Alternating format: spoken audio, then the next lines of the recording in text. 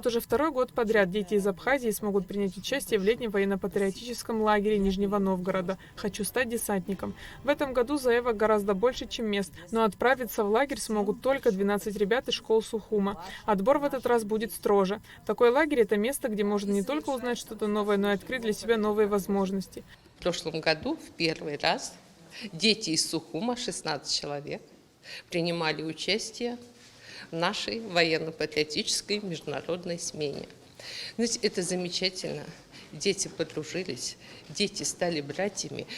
И мы надеемся, что это будет на будущее. Представляете, через 5, через 10 лет встречаются дети. Патриотическое воспитание, любовь к родине и родителям, укрепление дружбы – главная цель лагеря, подчеркнула Галина Гуренко. Представители Нижнего Новгорода и города Сухум обменялись памятными подарками.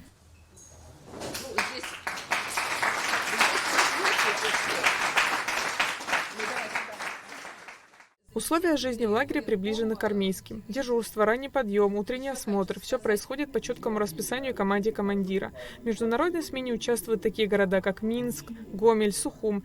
А в этом году в лагерь приедут и ребята из Китая. Начальник столичного управления образования Астан Татаркил выразила надежду на то, что и в Сухуме появится подобный патриотический лагерь. В дальнейшем в рамках вот этого соглашения, я думаю, что мы думаем, желаем, чтобы у нас в городе Сухуми, в Абхазии, был такой патриотический лагерь. София Тванпа, ученица 4-й школы, побывала в лагере в прошлом году и привезла оттуда незабываемые впечатления. Мне очень понравилось в этом лагере, я бы на самом деле еще раз его посетила. Очень весело, я каждому ребенку советую там побывать. Это незабываемый опыт и эмоции. В военно-патриотическом лагере «Хочу стать десантником» запрещено пользоваться мобильными телефонами, но можно написать письмо родителям.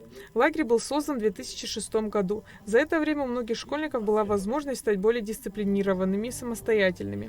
Кроме того, они могут испытать себя в прыжках с парашютом, стрельбе из лука, изучить военную топографию. Смена в лагере длится 14 дней, и участники проходят здесь настоящую школу мужества. В завершении встречи ребятам показали фильм о лагере.